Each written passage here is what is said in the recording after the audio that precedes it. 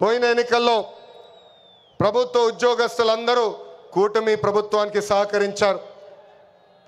ప్రతి నెల 1వ తారీఖు నాడు వాళ్ళ జీతాలు ప్రభుత్వం చెల్లిస్తుంది. వాళ్ళకి అనేక సమస్యలు ఉన్నాయి. ఆ సమస్యలన్నీ కూడా ఒక పద్ధతి ప్రకారం కూటమి ప్రభుత్వం పరిష్కరిస్తుందని ఈ సభాముఖం వాళ్ళందరికీ తెలుపుతున్నాం. అభివృద్ధి వికేంద్రీకరణ అనేది మన ఎజెండా. మిషన్ రాయలసీమ అన్నాడు నేను ప్రకటించా. ఆ మిషన్ రాయలసీమ అమలు చేసడానికి ఈరోజు మన ప్రభుత్వం పనిచేస్తుంది. రాయలసీమను ఒక automotive, electronics, renewable energy, horticulture హబ్గా తీర్చిదిద్దుతున్నాము. ప్రకాశం జిల్లాలో రిలయన్స్ సిబిజీ ప్లాంట్స్ ఏర్పాటు చేస్తున్నాం. ఉభయ గోదావరి జిల్లాలో పెద్ద ఎత్తున ఆక్వాని ప్రోత్సహిస్తున్నాం. ఏకంగా ఉత్తరాంధ్రలో ఐటీ, ఫార్మా, మెడికల్ ఎక్విప్మెంట్ తయారీ, ఏకంగా భారతదేశంలోనే అతిపెద్ద స్టీల్ ప్లాంట్ ఆసిలర్ మిత్తల్ ప్లాంట్ కూడా మనం తీసుకొస్తాం జరిగింది. గడిచిన 11 నెలల్లో 8.5 లక్షల కోట్ల విలువైన పెట్టుబడి, తద్వారా 6 లక్షల మందికి ఉద్యోగాలు కల్పించే దిశగా మన ప్రభుత్వం ఒప్పందాలు కుదిరించుకుంది. ఇంకా తెలుగుదేశం పార్టీలో మా కార్యకర్తలే అధినేత. దేశంలో ఏ పార్టీ ఇవ్వని గౌరవం తెలుగుదేశం పార్టీ కార్యకర్తలకి ఇస్తుంది. దేశంలో ఏ పార్టీకి 1 కోటి మంది సభ్యులు లేరు. అదే మన పసుపు జెండా పవర్, అదే ఈ పసుపు సైన్యం పవర్. సభ్యత్వంలో కూడా ఎవరు మన రికార్డు బద్దలగొట్టే పరిస్థితుల్లో లేరు. ఈరోజు 5 లక్షల ప్రమాద బీమా అందిస్తున్నాం. ఫ్యాక్షన్లో ఎవరైనా చనిపోతే వాళ్ళ బిడ్డలు ఫ్యాక్షన్లోకి వెళ్లకుండా ఎన్టీఆర్ మోడల్ స్కూల్లో మన నాయకుడు చంద్రబాబు నాయుడు గారు ఈరోజు చదివిస్తాం జరుగుతుంది. విద్య, వైద్యం, స్వయం ఉపాధి ఇలా 140 కోట్ల రూపాయలు కేవలం కార్యకర్తల సంక్షేమం కోసం ఖర్చు పెట్టిన పార్టీ తెలుగుదేశం పార్టీ.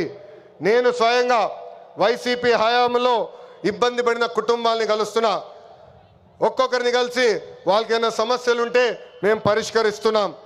అంతేకాదు మన అధినేత చంద్రబాబు నాయుడు గారు కానీ నేను జిల్లాకు వచ్చినప్పుడు ప్రభుత్వ కార్యక్రమానికి వెళ్ళే ముందల ఆనాడు మేము ఇచ్చిన హామీ మేరకు ముందల ఉత్తమ కార్యకర్తలు కలిసిన తర్వాతనే ప్రభుత్వ కార్యక్రమాలకి మేము వెళ్తాం జరుగుతుంది. నేను సీనియర్ని జూనియర్ని సమానం గౌరవిస్తా, కానీ పనిచేసే వాళ్ళని ప్రోత్సహిస్తా.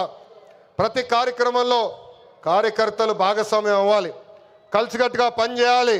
మన చేస్తున్న సంక్షేమ అభివృద్ధి కార్యక్రమాలు ప్రజల్లోకి తీసుకురావాల్సిన అవసరం చాలా ఉంది. ఇక్కడున్న ఎంతోమంది మన అధ్యక్షుడు వారు చంద్రబాబు నాయుడు గారిని కలిశారు, నన్ను కూడా కలిశారు. పాదయాత్రలో లక్షలాది మంది నాతో ఏకంగా ఫోటోలు దిగారు. ఈ సభాముఖంగా వైకాపా కార్యకర్తలు ఆలోచించమంటున్నా, ఏనాడైనా మీ నాయకుడు మిమ్మల్ని కలిశాడా? ఏనాడైనా మీ నాయకుడు మీతో ఫోటో దిగారా? అధికారంలో ఎందుకో ఇప్పుడు ప్రతిపక్షంలో కూడా తాడేపల్లి కొంపకెళ్తే no entry, palace doors closed అని చెప్పే పరిస్థితికి వచ్చారు. గౌరవ ముఖ్యమంత్రి చంద్రబాబు నాయుడు గారు, గౌరవ ఉప ముఖ్యమంత్రి పవన్ అన్న కలిసి రాష్ట్రాన్ని అన్ని రకాలుగా అభివృద్ధి చేస్తున్నారు. గౌరవ ప్రధానమంత్రి గారు రాష్ట్రానికి పూర్తిగా సహకారం అందిస్తున్నారు. ఏకంగా ఆంధ్ర రాష్ట్ర ప్రజలు కోరిన అన్ని కోరికలు ఈరోజు గౌరవ ప్రధానమంత్రి గారు తీర్చుతున్నారు. దానికి కారణం ఒకటే, మొన్న జరిగిన ఎన్నికల్లో 25 స్థానాల్లో ఎప్పుడైతే కూటమి పార్లమెంట్ 25 స్థానాల్లో కూటమి ఎప్పుడైతే 21 స్థానాలు గెలిచిందో, ఎస్ ఆంధ్ర రాష్ట్రం ఇప్పుడు ఎన్డీఏ వెనకుంది, ఆంధ్ర రాష్ట్రం ఎన్డీఏకి కట్టుబడి ఉంది. అందుకే ఆంధ్ర రాష్ట్రానికి నేను అన్నీ చేస్తానని అడుగు వేశారు మన గౌరవ ప్రధానమంత్రి నరేంద్ర మోడీ గారు. ఇప్పుడు మనం చేయాల్సింది ఒకటి ఉంది, ప్రజలకు దగ్గర అవ్వాలి. అహంకారం, ఈగో పక్కన పెట్టుకోవాలి. అహంకారం ఉంటే ఏమవుతుందో మనందరం చూసాం. 151 సీట్లు ఏమైంది? 151 సీట్లు ఏమైంది? 11 అయ్యాయి. అందుకే నేలపై ఉండాలి, ప్రజలకు సేవ చేయాలి. అధికారంలో ఉన్న ప్రతిపక్షంలో ఉన్నట్టు మనం అందరం వ్యవహరించాలి. చిన్న కుటుంబంలోనే సమస్యలు ఉంటాయి. 3 పార్టీలు కలిసినప్పుడు చిన్న సమస్యలు రావటం సహజమే. ఈగోలు పక్కన పెట్టండి, అందరం కలిసి పనిచేద్దాం. విడాకులు మిస్ఫైర్లు, క్రాస్ ఫైర్లు ఎట్టి పరిస్థితుల్లో జరిగేదానికి లేదని ఈ సభాముఖ కార్యకర్తలందరికీ నేను తెలుపుతున్నా. ఈ మహానాడు వేదికగా ఒక ముఖ్యమైన విషయం ఆంధ్ర రాష్ట్ర ప్రజలకి నేను చెప్పదలుచుకున్నా. ప్రభుత్వ కొనసాగింపు చాలా చాలా అవసరం. ఒక రాష్ట్రం అభివృద్ధి చెందాలంటే ప్రభుత్వం కొనసాగించాల్సిన అవసరం చాలా ముఖ్యం. 2014లో కట్టుబట్టలతో మన ప్రయాణం ప్రారంభించాం. 2014 నుంచి 19 వరకు సంక్షేమ అభివృద్ధి జోడి ఎద్దుల బండిలాగా మనం నడిపించాం. 2019లో విధ్వంస పాలన వచ్చింది, విధ్వంస ప్రభుత్వం వచ్చింది, ఒక సైకో ముఖ్యమంత్రి అయ్యాడు. దానివల్ల ఆంధ్ర రాష్ట్రం 30 సంవత్సరాలు వెనక్కిపోయింది. ఆంధ్ర రాష్ట్రం చాలా ఇబ్బంది పడింది. ఒక్కసారి ఆంధ్ర రాష్ట్ర ప్రజలు ఆలోచించాలా. గుజరాత్లో బీజేపీ వరుసగా 7 సార్లు గెలిచింది. ప్రభుత్వ కొనసాగింపు వల్ల ఈరోజు గుజరాత్లో అన్ని రంగాల్లో వాళ్ళు అగ్రస్థానంలో ఉన్నారు. అంతెందుకు, మొన్నటి వరకు మన వెనకాల ఉన్న ఒరిస్సా రాష్ట్రంలో కూడా బిజు జనతాదళ్ వరుసగా 5 సార్లు గెలిచింది. ప్రభుత్వ కొనసాగింపు వలన వాళ్ళు కూడా కొన్ని రంగాల్లో ఆంధ్ర రాష్ట్రాన్ని దాటి ముందరికెళ్ళే పరిస్థితి. ఉమ్మడి రాష్ట్రంలో తెలుగుదేశం పార్టీ ఒకసారి వరుసగా గెలిచింది. మనందరం చూసాం ఆనాడు ఆంధ్ర రాష్ట్రం ఎలా అభివృద్ధి చెందిందో. అందుకే ప్రభుత్వ కొనసాగింపు చాలా చాలా ముఖ్యం. దీని గురించి రాష్ట్ర ప్రజలు అందరికీ తెలియజేయాల్సిన బాధ్యత ప్రతి పసుపు సైనికుడి పైన ఉందని ఈ సభాముఖంగా కోరుకుంటున్నా.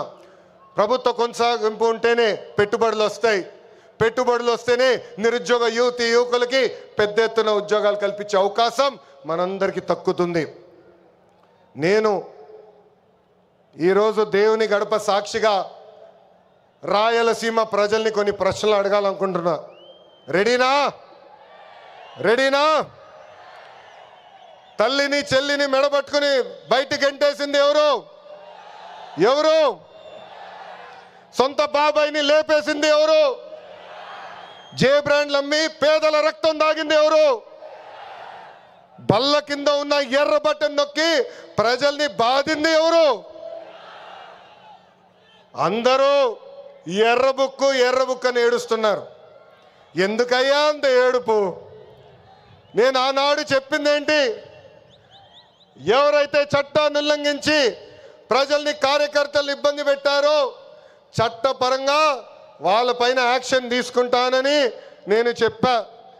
ఈరోజు ఎర్ర బుక్ కాదు కదా, ఎర్ర రంగు చూస్తేనే వణికిపోయే పరిస్థితి వస్తుంది. ఎర్ర బుక్ అంటే ఒకడికి గుండుపోటు వచ్చింది. ఎర్ర బుక్ అంటేనే ఒకడు బాత్రూంలో కాలు జారి చెయ్యి ఎర్రగొట్టుకున్నాడు.